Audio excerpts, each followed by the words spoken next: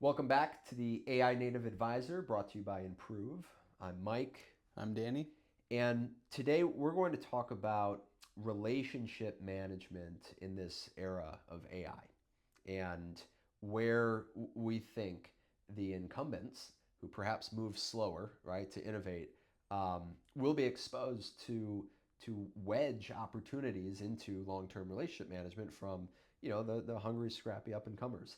And so from a standpoint of relationship management, a big theme that we're hearing people coming to us with is that they're casting wider nets.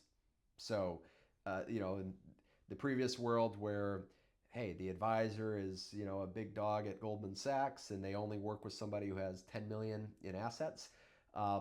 Okay, that this whole wave of RIAs and fee-only advisors is blowing that up, right? So you have clients that are able to now be served at a lower asset level, right? Which, how cool is that? Because the irony has always been that the people who could use, the household CFO, the best financial coaching, the most, are locked out because they're not at 10 million or a million. So the threshold of being a client is being lowered. That's also coming with casting a wider net of the folks that are rising in their career. So the pre-liquid entrepreneur, the software engineer who's on their second promotion, but by the fifth one is going to be a pretty good client. And everything in between, the recent MBA grad, the medical student before they're a doctor. So all these examples of casting a wider net. But of course, what's the age-old problem? Well, the advisor is one person. And so they don't have all the time in the world. You can't be keeping up with everybody. So where can AI play a role?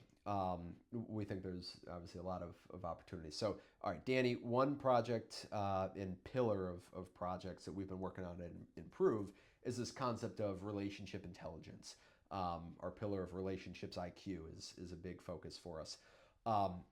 So let's crack into that. We build off of having foundational, meeting note taking off of one meeting, right? But one of the big themes is cataloging, not just getting the notes from a meeting so you can go into the next one prepared, but cataloging what are long-term valuable data points that will go into managing and nurturing a relationship.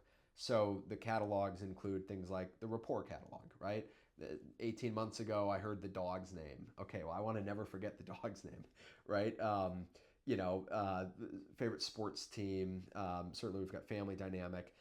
Then we have, key dates catalog, right? So knowing when an anniversary is coming up, a life event's coming up. And then we have past questions catalog. So to as best as possible archive what questions were asked over the history with a client or a potential new client is important to then come back with valuable gifts or touch bases.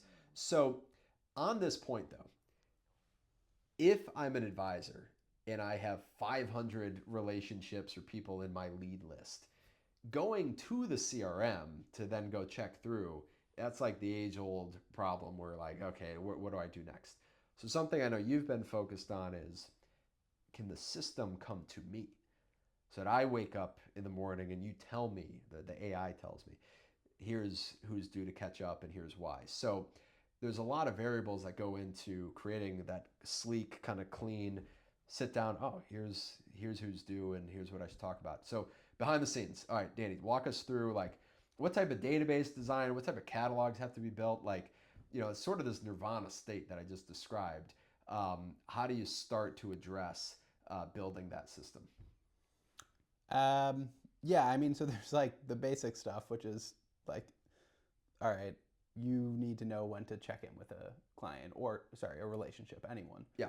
right? So we catalog that based on, your first meeting or your emails with them, whatever. We kind of can have the AI decide, what is the desired cadence of checkup. Okay. So that, now we're in your Based on what, something that was said something that in was the meeting? said. Okay. If not, then like your own kind of rules of like, okay, how often do I want to keep up with my clients, with Yeah. this type of client, with this relationship, that right? And obviously, you could just change that yourself. So that's like I would say the most basic thing. And for that, it's like, all right, we're in your email and we're in your calendar. Yeah. So we kind of know when you meet these people or Yeah. not. If it's been 3 months and I haven't talked to Mike, hey, reach out to Mike. Yeah. So that's kind of like on the most basic level of Well, and part of that is back to things we talked about on integrations of making sure yeah, that the AI can then pull from recent email, recent meeting, yeah, what's yeah, in the calendar. yeah, Okay. exactly. So that's like just keeping kind of the periodic schedule of, hey, you should reach out to this person. Then what you were kind of getting into, like cataloging key dates in a client's life. It's like there's certain things that you want to reach out for, and sometimes it's for the specific to the client. Sometimes it's your firm as the advisor. You need to talk to your clients about certain things every year. Yeah. So we can catalog that on a client of, hey, has this been covered in a meeting or email? No. Okay, we're getting towards the end of the year. Let's make sure Yeah, the that's advisor knows to reach out. Then there's, okay, the client's anniversary is this date. We're keeping track of all of that, and so let's say every day we're going through each of your contacts and saying, hey, are there any key dates coming up for them Yeah. that you should reach out for? Hey, by the way, they mentioned their favorite restaurant is this. Like, maybe you send them a $50 gift card Yeah. to this restaurant because it's their anniversary. So that's that type of stuff. I think is important in terms of like, the key moment is the human to human relationship, as we keep going back to the advisor, having that relationship with the client or the lead or whoever it is. But we want to have the advisor not have to be thinking about that 495th lead all Yep. the time. Right. We want to tell them, hey, it's been a while, or there's this reason to catch up, and here's the info on your last conversation. Here's what's going on in the news that's relevant to them, all of that. And you reach out and you build that relationship Yeah. yourself. And so lastly on, some of it is, like I was saying, like the check-ins, like, fairly easy because we have access Yeah. to that and stuff. There's also like building off the rapport catalog you were talking about. Again, like, if the Bulls ever win a championship, Impruve knows When? Impruve knows Mike Shannon's a Bulls fan. Right. It's coming Okay. soon. Go send Mike Nebo. Yeah. Congratulations. And Yeah. it's kind of, we were talking about content, but it's keeping track of like the latest news, whether that's sports It's or a basic whatever. example, but across 500 Exactly. people, all these different Yeah. preferences and interests and whatnot, Yeah. like it's hard to keep up with. Yeah, and it's like, there's kind of levels of what we have, the AI agent go to the advisors with, which is like, again, check in, or this like really important thing happened, or this key date. Yep.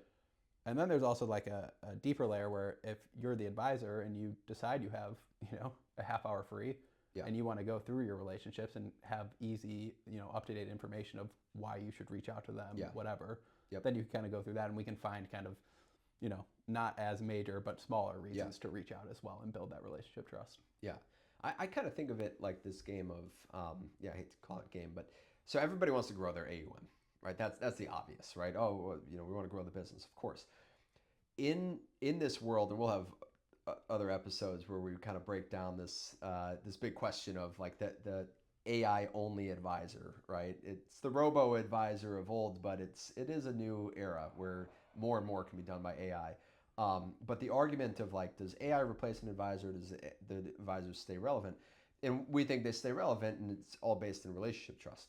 So it's kind of like this tree of, well, to grow AUM, that's based on relationship trust. Well, okay, relationship trust can, in some ways, be broken down to this, I think, chain of trust earning moments. And the trust earning moments, obviously the best thing is FaceTime, right? But for a client to feel that my advisor or potential advisor has time for me, has my family on their mind, and has expertise to educate me on, well, nobody has a monopoly on the reach out to trust earning moments, right? Either building or cracking somebody else's chain, to look at it like that, because it is a competitive space. So, something I think about is the AI augmented versus the no AI advisor. Well, the AI augmented advisor who's casting that net with 400 or 500 relationships is going to find the wedge moments to build links of that trust earning moment chain in way more personalized than the advisor who's not. Yeah. And maybe the advisor, or maybe there's layers of it where there's an advisor who's using AI, but for kind of like, blunt vehicle type things of blast messages to people. And so somebody's getting a blast message from advisor A, but they're getting, something personalized of, hey, I know it was Susie's birthday recently, and so, Yeah. XYZ. So to me, that's going to be a pretty big gap that occurs between those that are sort of augmented versus not. Um, and within it, though, the way the advisor who truly is thoughtful differentiates from the one who's kind of like just um, using AI tools is going to come down to the FaceTime moments and the relationships that they have. Yeah. So that this thing of like, hey, you haven't had a conversation, for 6 months, to me is very important. And then what happens in the conversation fuels all the continued like nurturing Yeah. and relationship intelligence. So interesting, obviously big problem. Yeah. What else is interesting or useful in a database of somebody's relationship IQ? I guess we've hit questions asked. Yeah, I mean, it's not even it's for me. It's not so much storing everything in the database. What like you could look at it like you have all of your transcripts and your Yeah. emails and whatever, and you can just make sense of that. So you don't even have to think about it like you have to store specific things. Now it's nice to then later when you're having an email know maybe which parse outs from the transcript and email are useful to throw in, so you're not throwing in like the full context. Yeah, because And you can overload. You can have the yeah, AI yeah, remember yeah. everything and then try to Yeah, prove yeah. it remembers everything, and that's weird. Yeah, exactly. Yeah. So okay, that's true. When you say database, it doesn't. So I think there's like the key things, which is like family relationships, business relationships, like Yeah. all your like related contexts. Yeah. That the people that are important to you in your life, right? So like, your wife's birthday, or we know your kid just turned 5, Yep. whatever, all that stuff. Then there's like your interests outside of whatever financial planning, Yeah. because that ties to things happening in the news, or that ties to what you're doing on a Tuesday night. If like, want to say, oh, hope your softball game went well or whatever. Yeah. The questions catalog that we do, I think, is super useful, because that again can tie into recent news later, right? Yep. Like you had this question 3 months ago. Okay, well the interest rates are actually affected by it now. Yeah. Here's what we should do in your portfolio. Yep. So I would say those are kind of the key things to keep track of in terms of, the contact, post meeting or post email or whatever. Yep. And then it's like, I think the larger problem is like the problem to solve is like, okay, what this AI agent that's crawling the web or in your email and all this stuff, it's like, when does it know that something something monumental, I guess, has happened that you need to reach out to now, and which is why it's like there's kind of levels to it of Sure. This is like for sure like a key thing to reach out for. Yeah. This is like, hey, you have some time right now. These are some things that have happened in this client's life. Maybe you want to reach out, and here's all the information you need for it. Yeah. Yeah, it goes back to kind of our constant theme of signal versus noise, and there's levels of signal. Yeah. And so an AI native operating system to be able to give you not only the signal out of the noise, but at least help you think about, here's the levels and urgency of the signal. Yeah. I mean, like cataloging stuff like, specific stocks that like a client has asked about is nice, just to have that on the advisor's mind Sure. and the AI agent's mind later. So anything like we have the non-financial related stuff, but then like getting more, I guess, specific on the financial related stuff that, the AI agent's not just going to like respond to the client directly, but it can go to the advisor and say, hey, they were asking about Tesla. Here's what's going on with Tesla right now. Sure. Here's the market reports. Maybe you want to respond now because it just dipped a bunch or something like that. Yeah, right. Yeah.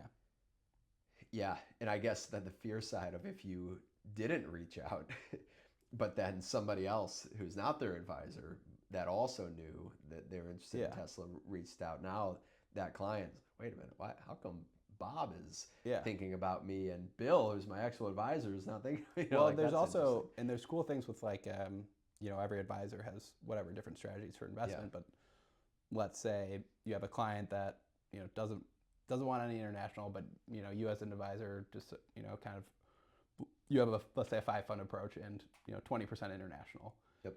And you have a conversation with the client, and the client's apprehensive about that. Why are we doing international? Like the S&P has gone up way more over the last 5 years, whatever. Then something happens in the news, and and the AI agent knows at that point it's beneficial to have had an international holding over those last 3 months, maybe that's a moment for the advisor to reach out to the client and be like, hey, Sure. see, your portfolio is doing well here because of this. Yeah. And it kind of removes that apprehension they had before, kind of shows that the advisor was right all along. Not that that's always what it's about, but just kind of like these moments that it can keep track of the market and, give you opportunities at least if you want to show that you demonstrated the value that you're saying you're going to. Yeah. All right. Well, we keep these short. Relationships have always been complicated in all aspects of life and business. As folks in the wealth space, wealth management space are expanding their net of relationships, it only gets more complicated. And so there's a big AI conversation to be had there. Danny, thanks for showing us a little behind the scenes of how to think like an engineer around scaling relationship management. And we'll keep everybody posted. But that's it for today's episode of the AI Native Advisor, brought to you by Impruve.